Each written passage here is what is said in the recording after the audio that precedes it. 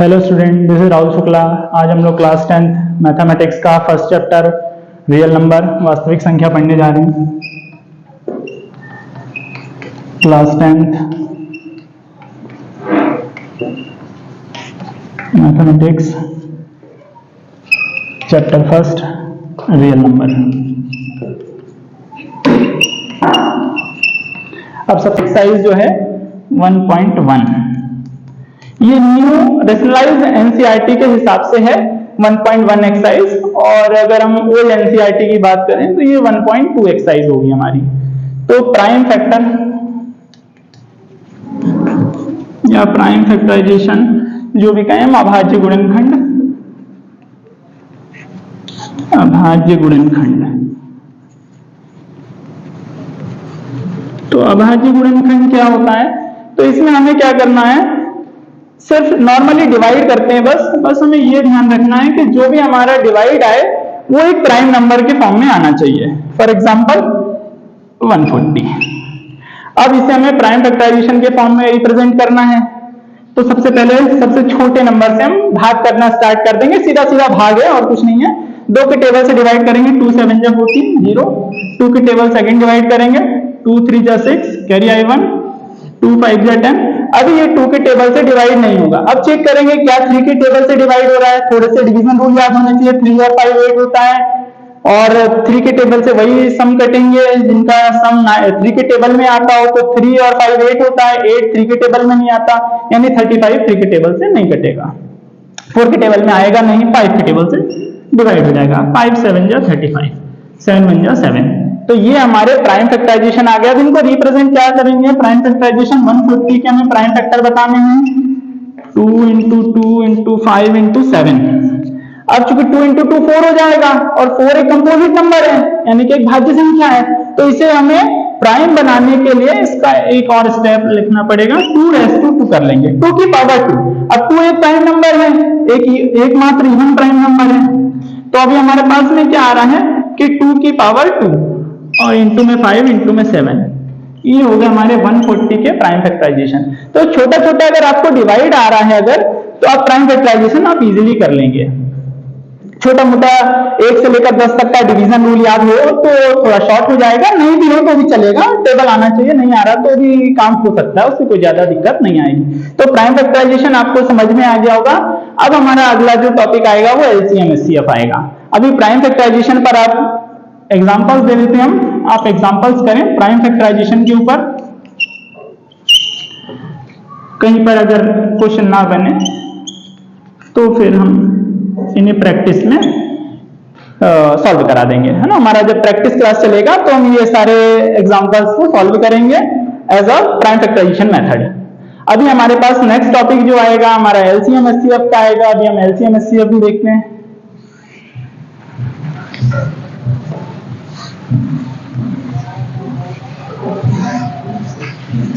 अब prime factorisation में और एलसीएम में भी कोई ज्यादा अंतर नहीं है।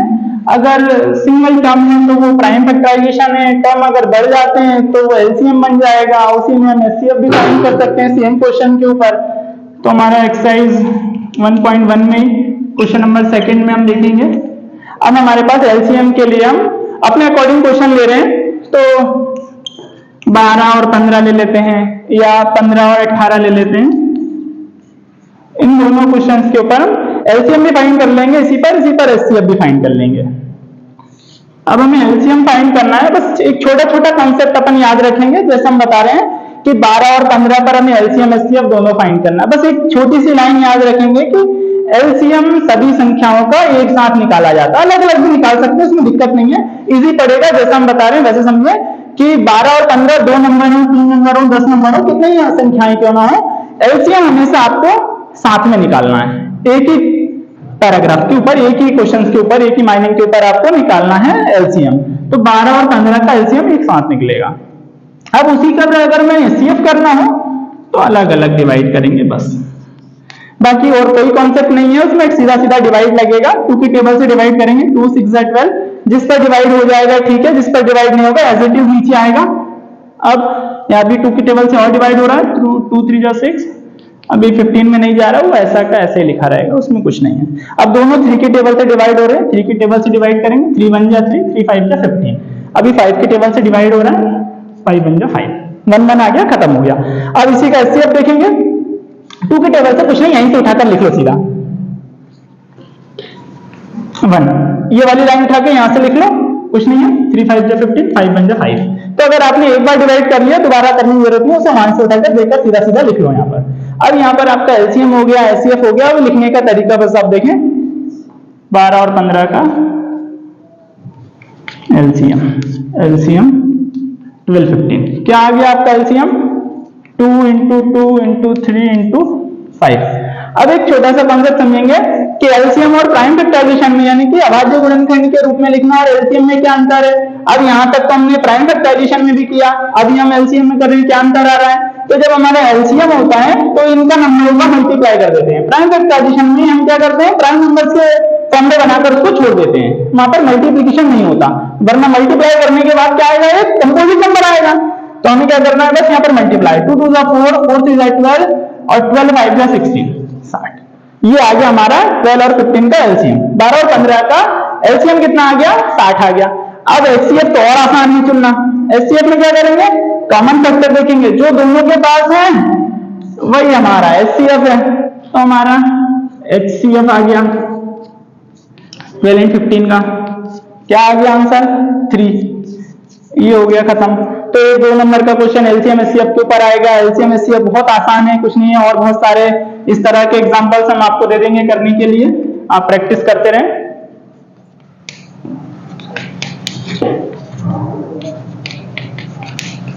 इस तरह के ढेर क्वेश्चंस आपको मिल जाएंगे करने के लिए, और या एनसीईआरटी एग्जाम्पलर आप ले सकते हैं उसके लिए, या आरएस अग्रवाल, आरडी शर्मा, बहुत सारी किताबें आती है, इसमें ढेर एग्जांपल्स मिलेंगे आपको इस तरह के क्वेश्चन सॉल्व करने के लिए। अगर कहीं पर आप अटकते हैं तो हमारे यहाँ पर जब प्रैक्टिस बेस चलेंगे उन पर हम आपको वीडियोस के माध्यम से बहुत सारे क्वेश्चंस सॉल्व कराएंगे, जिसमें आपका बहुत सारा डाउट क्लियर हो जाएगा।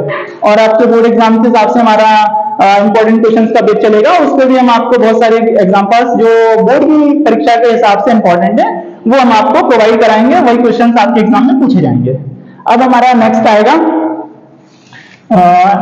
इसी क्वेश्चन के ऊपर कभी कभी ऐसा पूछता है कि प्रूफ करके बताओ, इनकी जांच करके बताओ, इनका हमें प्रूफ करना होता है कि हमारा जो आंसर है वो ठीक है या नहीं है। उसके लिए छोटा सा फॉर्मूला होता है, अभी उसको देखेंगे।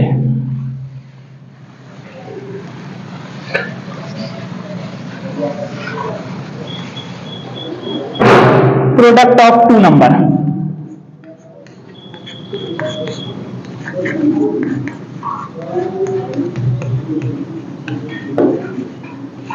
Equals to LCM into HCF. अब ये क्या है, जांच है कि हमारा जो आंसर आ रहा है एलसीएम एचसीएफ पे वो ठीक है या नहीं है।